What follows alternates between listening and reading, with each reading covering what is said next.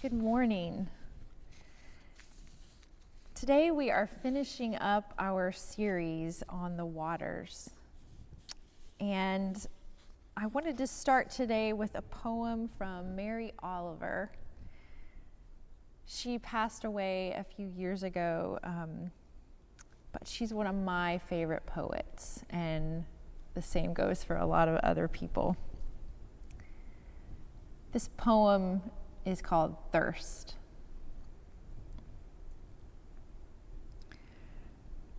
Another morning, and I wake with thirst for the goodness I do not have. I walk out to the pond, and all the way God has given us such beautiful lessons. Oh Lord, I was never a quick scholar, but sulked and hunched over my books past the hour and the bell. Grant me in your mercy a little more time. Love for the earth and love for you are having such a long conversation in my heart. Who knows what will finally happen or where I will be sent? Yet already I have given a great many things away, expecting to be told to pack nothing, except the prayers with this thirst I am slowly learning.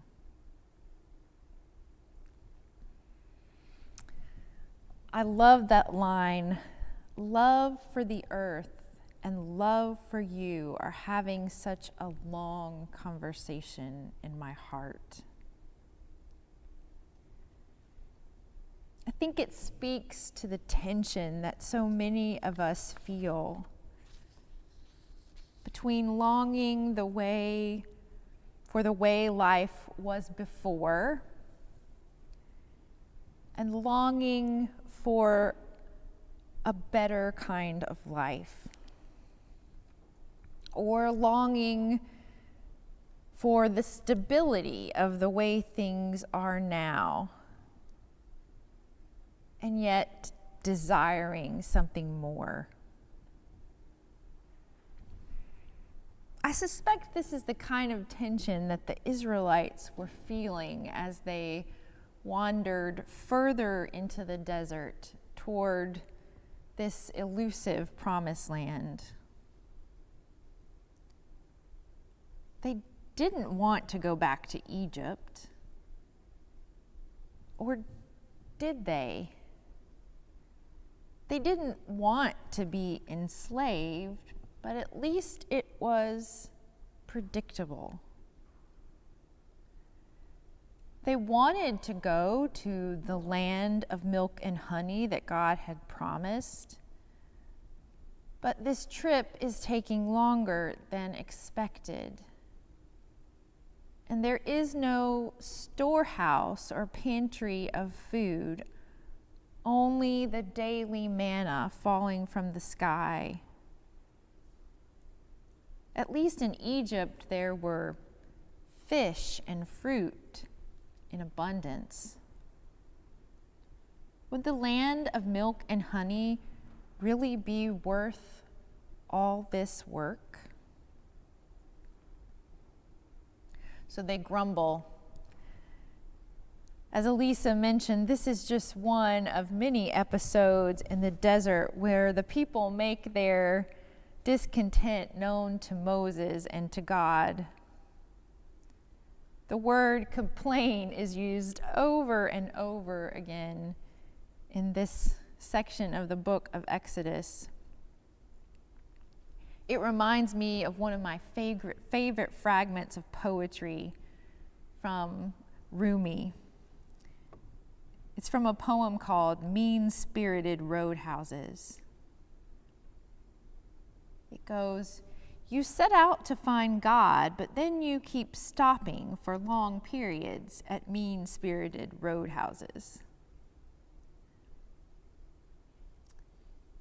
But the Hebrew Bible scholar Michael Chan encourages us not to be too hard on the Israelites.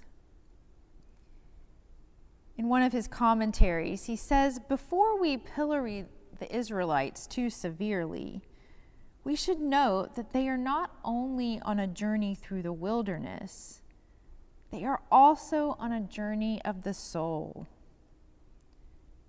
He goes on to say, unlearning the habits of domination, reinforced by Pharaoh's extractive and cruel system of slavery and subjugation, is difficult, painful, and patient work.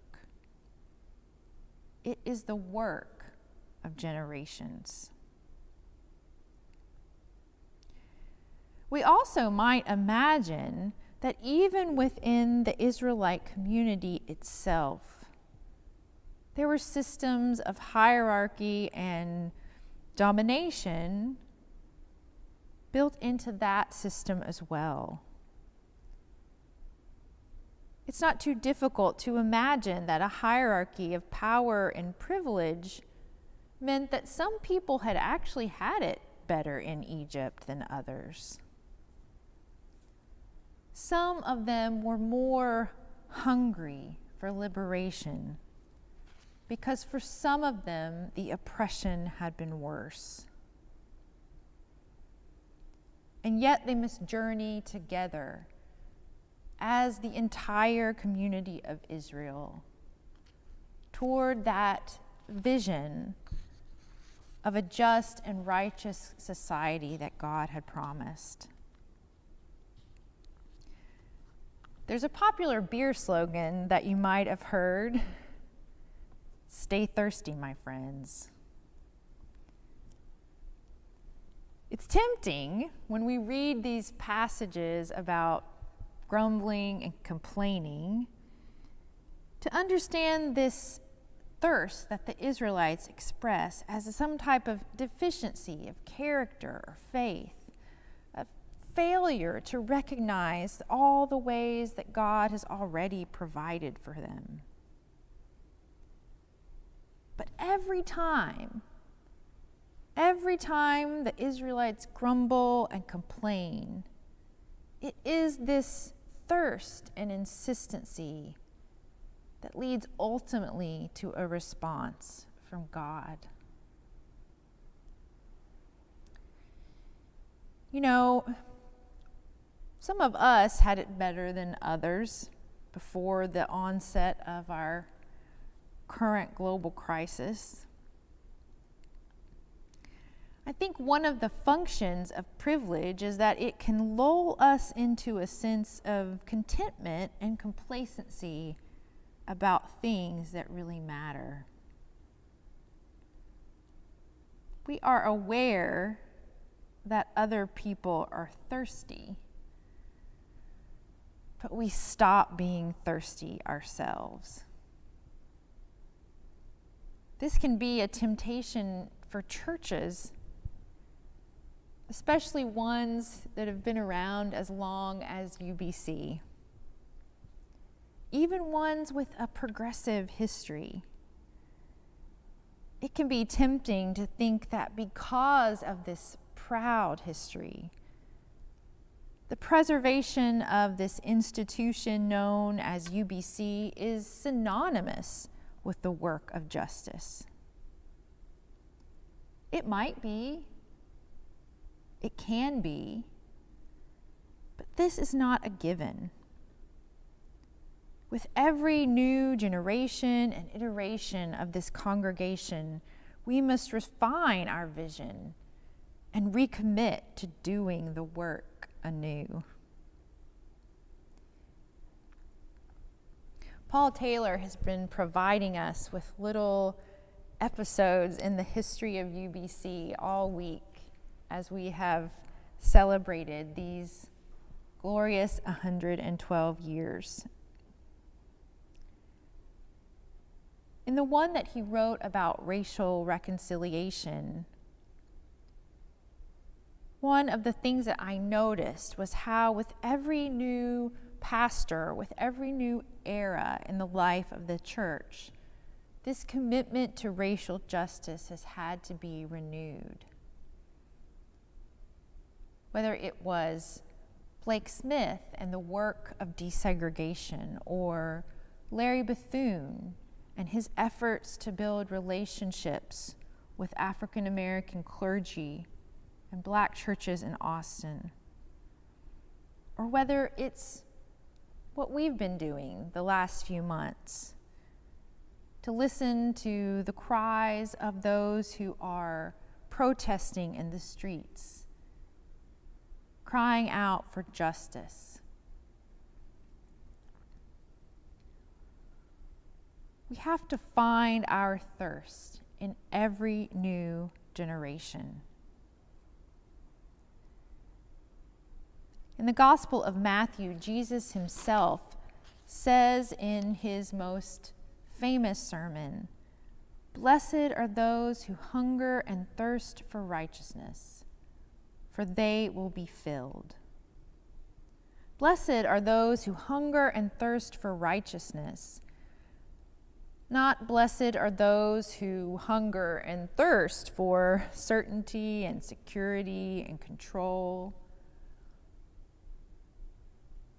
If we're honest with ourselves, our desire for certainty and security and control often outweighs our thirst for the coming of God's kingdom, for a thing we believe will be transformative and holy, and yet is so outside the realm of our experience. It is frighteningly unknown.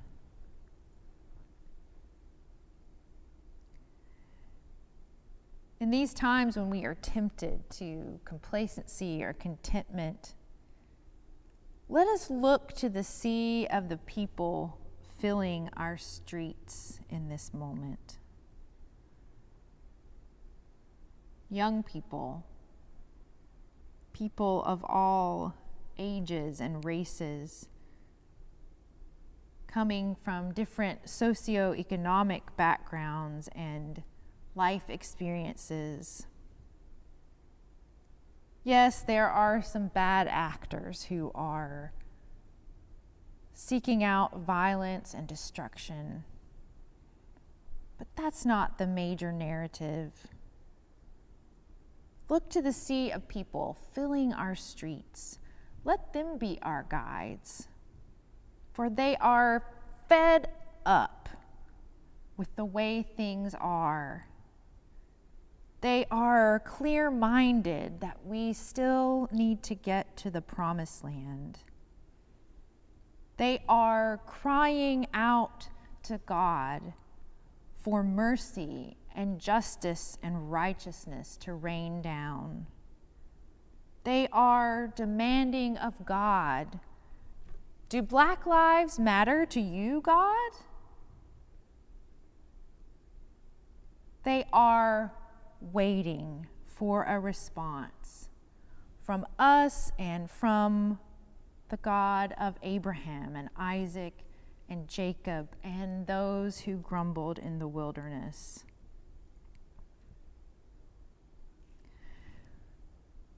The rest of that poem, Mean-Spirited Roadhouses, by the poet Rumi, says this: "Gamble everything for love if you're a true human being.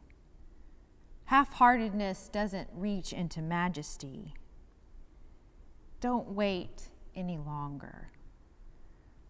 Dive in the ocean, leave, and let the sea be you."